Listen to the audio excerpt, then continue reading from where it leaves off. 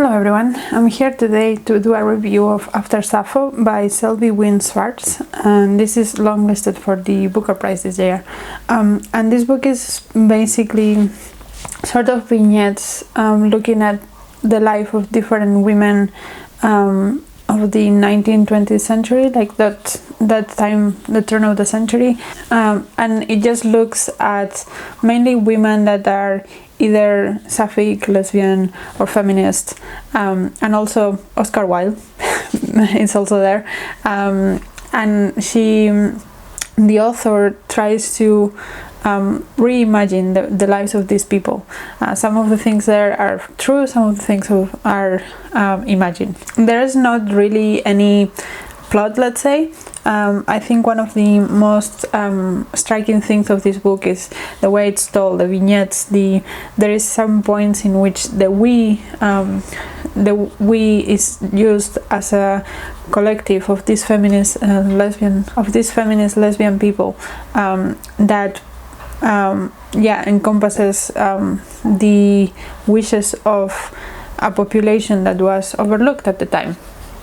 And that's also one of the points of the book, the topic of feminism, and there is also a lot of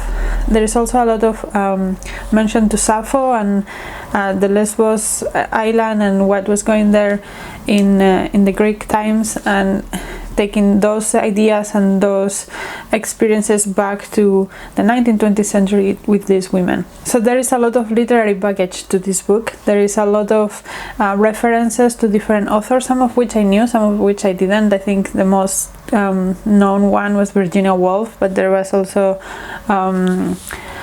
Sackville West, Vita Sackville West. As I said, Oscar Wilde makes an appearance. Even though he's a man, he was also persecuted for the way he was, basically, and the people that he loved. So he was also included in the book.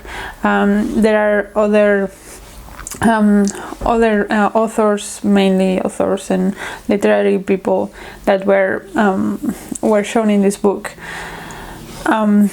That have all of those that participated in the struggles of trying to make women more free and more able to love whoever they wanted to love. And also I think it was trying to show how we have kind of gone backwards, like in the times of Sappho kind of did whatever she wanted, and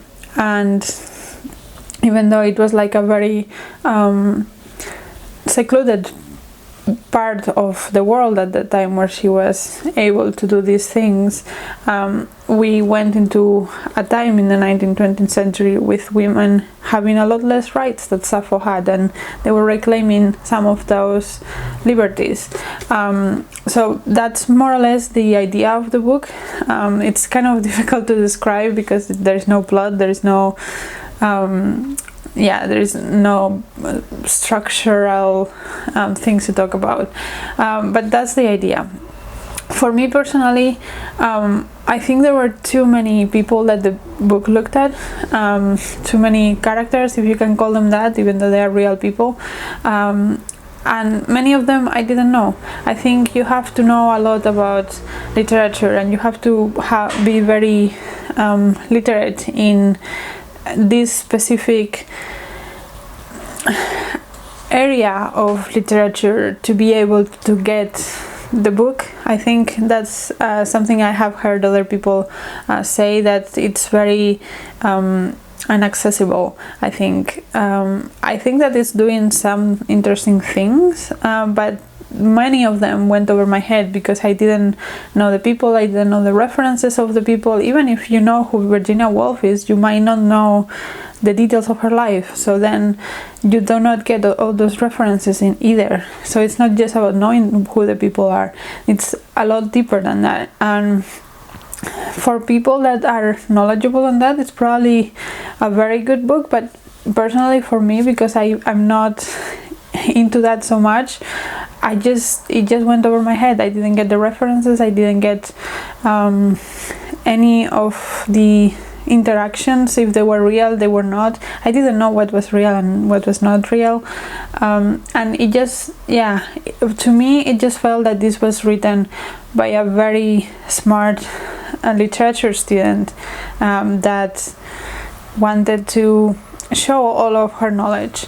And when I researched the author, actually she's not a student, and this is not a debut, which I thought it was, but she has a PhD in literature, and that, I think that shows in a negative way, in a way of when you do a PhD, you think that everyone knows what you know because the people around you that you see every day know what you know, but it's not true. So I think that's where she lost it, the fact that she didn't recognize that this is not a book that will appeal to people that do not get the references, or many of the people that will not get the references, and maybe that's not her intention. Maybe her intention was just writing this book for her and the people around her, but yeah, the fact that it's in the Booker makes a lot of more people read it, and yeah, it's just not that accessible.